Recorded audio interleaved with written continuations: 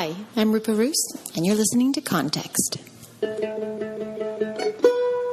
Context is your guide to all things North Carolina politic, where we look at how and why things are happening in North Carolina government and what you can do to better participate in your representative democracy.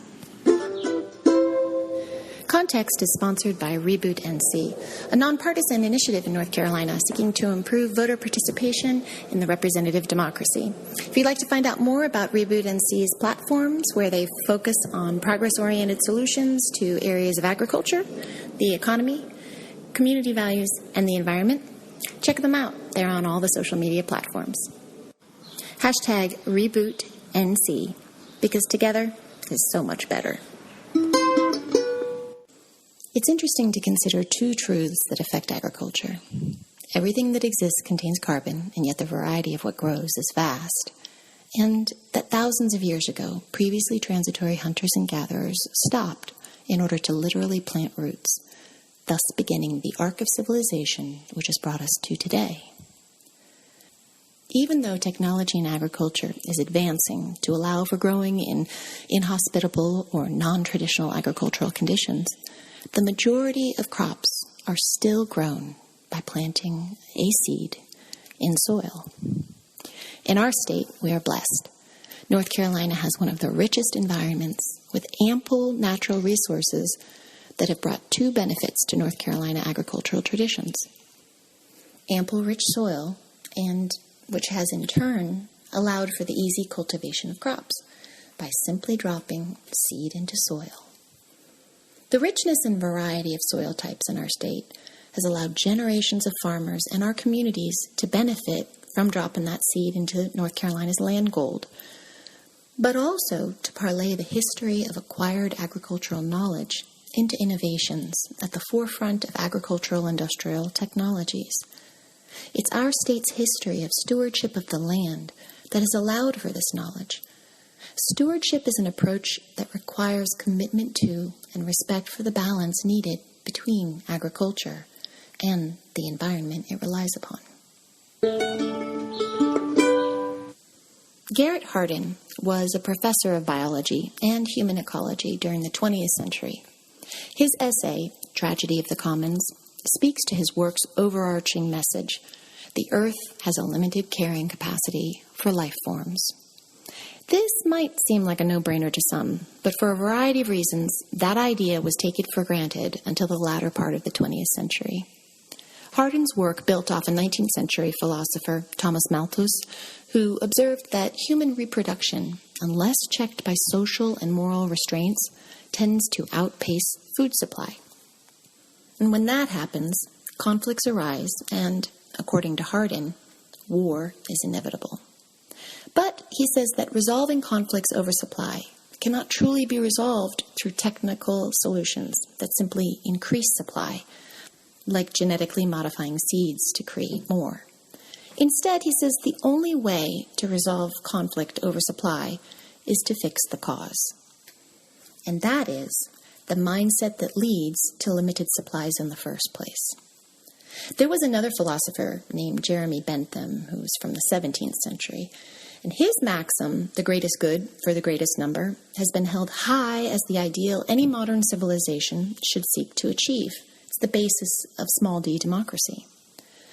Although morally it makes sense and is an equitable way of leveling the playing field of society between the haves and the have-nots, and it seemingly ties in easily with humans' nature to want to succeed and survive, Hardin questioned whether the greatest good for the greatest number is achievable or even realistic, because if it's not, then the maxim is tantamount to lemmings running off a cliff in pursuit of it.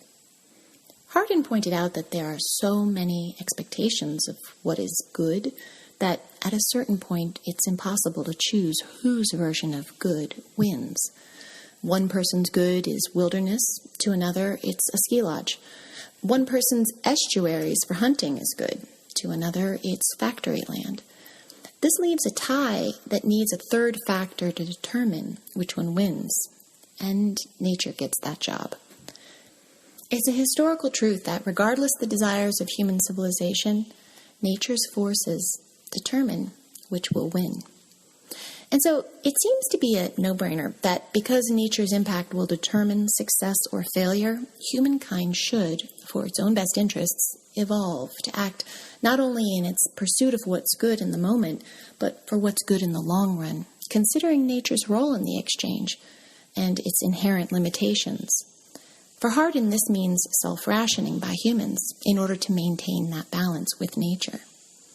The problem Hardin specifically recognizes in humans is that by the time a society has identified that perfect place of balance, before it can implement its infrastructure to keep that balance in place, it surpasses that critical point and starts working at a loss, without enough resources available to meet the population's needs. Once a civilization is working at a deficit, it is even harder to rebalance and get back on track with supply and demand. Usually, historical forces, via drought or famine, rebalance to the detriment of human civilization. In the modern era, technological advancements have led to humans being able to expand out of an imbalance through territorial expansion, and in the more recent years, into space exploration. But why is the pursuit of expansion more important than living in balance with what we have available? Successful native cultures around the world have done quite well living under the maxim of being in balance with the natural forces. But the modern maxim, greatest good for greatest number, has misled our modern societies into a false sense of security. Hardin places the famed economist Adam Smith from the 17th century with a certain amount of the blame for the promotion of the idea that decisions reached individually are the best for a society. If this theory was correct, man would be able to self-limit in order to stay in balance. But there is little evidence that man's nature encourages self-limitation. One's desire to survive trumps all others, and if that is the force motivating a society with a large population of individualists, well, then you can deduce the effect such an outlook could have on competing societies where individual freedoms are the priority. Sociological studies tell us that a person gets used to one approach and answer and belief structure, and it usually only changes when challenged or confronted with conflicting or opposing beliefs. Then, usually, the person chooses the most comfortable and convenient solution. It's a sign of rational thinking to do this, to take the easy way out. But taking the easy way out when determining whether one good is more important than the other is not a good idea. A more neutral approach is more successful because it forces consideration of the resource itself. As Garrett Hardin put it, quote, "One does not know whether a man killing an elephant or setting fire to the grassland is harming others until one knows the total system in which his act appears." And the morality relied upon to determine how that rates on the scale of good is itself system-sensitive and completely up for renegotiation based on the needs perceived or real at the time. The decision needs to be made. Split-second decisions are reactions with long-term impact. In North Carolina, with our history of amply available natural resources, the morals that there is plenty would seem to mask any concern that we were hitting a tipping point where our consumption and use in the environment outweigh the environment's supply or its ability to purify itself. But with increasing demands placed upon it by industrial harvesting, agricultural cultivation, and population increases, North Carolinians need consider whether, past the point of no return or not, our right to freedom trump our rational pursuit of survival. And if survival is the goal, then supporting legislation and regulations that protect our resources and keep our civilization in balance with our environment should win over the pursuit of individual freedoms. Even though such regulations come with elitist ramifications that possibly permit some, while not others, thus precluding the inalienable act of freedom at all moments in each one of our lives, the need for limits seems unavoidable when dealing with a civilization whose consumptive practices withdraw from the environment faster than it can, when possible, regenerate itself.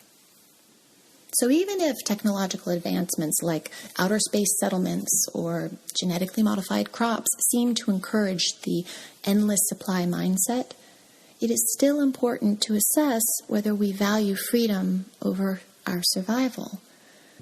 There's an excellent study called the World Overreach Day that's available online that you can search for. Every year it tracks what date in the calendar year humans have consumed all of the natural renewable resources that the world's environment produces. And every year since the 1970s when the study began, that date has occurred earlier and earlier in the calendar year. So that in 2016, the date occurred in July. That's a 5-month deficit that humankind is working under. We must change our mindset and initiate regulations that help us live in balance with the environment. For if we don't, well, Mother Nature always has a say in the end. For this cause-effect segment, we are going to follow the yellow brick road to tobacco and weed and pigs. Oh my! But we'll start with the ones you can chew on. Ain't no state done felt the effects of tobacco like North Kakalaki. To this day, every fall, you can walk into the Western North Carolina Mountain State Fair and see the success of 4-H'ers in these parts who've done a mighty impressive job growing beautifully large, well-aged stalks of tobacco leaf. Thanks to the buyout from the feds in the 90s, a lot of North Carolina mountain farmers saw the loss of their tobacco allotments, and so even though still an active market and desirable agricultural product, its position as an industry is manifestly less impressive than it ever was before. And so those young 4-H'ers with great agricultural prowess are cultivating a niche crop, just like those hipster-desired activated cashews. It has a limited pool of consumers. The trade-offs for tobacco were more of an effect on the user and less so on the environment. Tobacco as a crop is one of the least damaging cash crops to grow. Its hardy stalk and naturally resilient chemical makeup keep it from requiring ample additional chemicals to protect it or growth hormones to improve its size, like strawberries do. In fact, the biggest problem with tobacco as a crop, and it's a considerable one, is that it literally wears out the soil it's grown in. Historically, tobacco would get rotated through multiple fields to avoid soil fatigue. In between, farmers would favor red clover to help restore the soil so it could support more agricultural plantings in the future. But what happens when it's not the root that's taking too much from the soil, but it's waste that's leaving too much in it? Now, there are a few truths about pigs. 1, they are the starring characters of one of history's great moral nursery rhymes. 2, they are some of the smartest farm animals on the planet. No dumb geese or sheep. Pigs know when to get theirs, and they will if they can. 3, their DNA allows us humans an easy way to grow medicines that work well for us. And 4, even vegetarians like their back fat when fried. Just kidding. My daughter is a vegetarian, and she will, for good reason, put me in my place with that comment. All kidding aside, I want to be very pragmatic.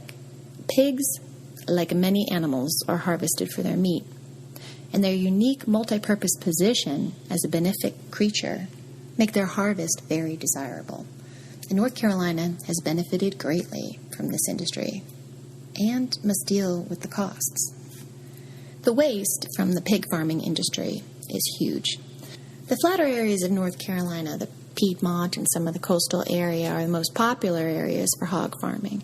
And this is because it has level topography and it's pretty hot and humid, so more delicate vegetation isn't as popular to grow there. Plus, with the cultivation of high-yield farming techniques, large acreage isn't necessary for high-yield production of crops.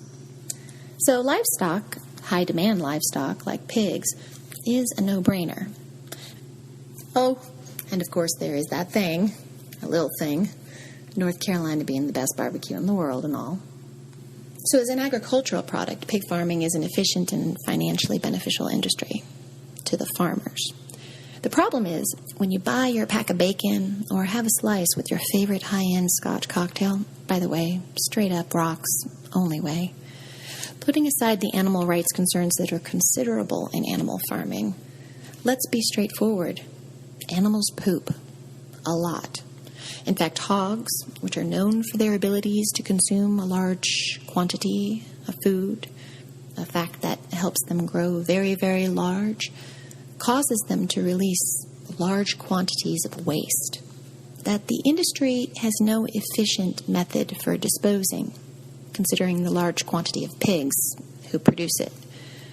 Now, most pig farms dig out large ponds and pipe the waste directly out of the pig pens into these large, usually open lagoons. In the 1990s, the North Carolina legislature enacted a law that banned the opening of new hog operations in North Carolina. In 2016, in Duplin County, hogs outnumbered humans 52-1. In 2007, that same county's hogs produced twice as much waste as New York City combined. And that has to go somewhere. So farmers use the liquid fecal matter by spraying it as a manure directly onto crops, and that's a nice repurposing. The more solid later sinks to the bottom and creates what has been referred to as a liner to prevent seepage. And usually it does, but not always. Those pig farm lagoons are host to bacteria that is a perfect storm. And when the leaks do happen, they cause a huge imbalance in the streams and the nearby affected environments. In a truly crude way, North Carolina has open vat animal waste lagoons strewn across the state. And with the pork industry expansion via international companies purchasing North Carolina hog farms like Smithfield, the market for the hog products is on the rise, with North Carolina being left holding the waste. The environmental devastation that can come from such an extreme imbalance of animal waste lagoons is cause for considering how we in our state want our environment to produce for us, and whether we want to lock ourselves into the international market as the hog-producing capital of the world with its huge demands and out-of-balance leftovers that leave us with more waste than we need. Now you know a little more about the true cost of that thick layer of fat on that heavenly bacon. It takes a lot for a medical association of doctors to request for a substance to become more available for research and possible use based on facts that show there is something positive there. Now, this program is sponsored by Reboot NC, a network of individuals working together to help make North Carolina function through its legislation in the best interest of our communities under the ACE platform. Reboot NC has no specific position on marijuana, but here at Context, we think there is something to say about how an important medicine, which has been made contraband on various dubious grounds, while alcohol and cigarettes were not. It is true marijuana's medicinal properties are strong, and like the aforementioned substances, can alter one's ability to function, change one's behavior, and can be dangerous if not used as a medicine. But alcohol and tobacco in our national constitution indicate the appropriate regulations can be enacted to allow this medicine to be available while protecting one's individual freedoms.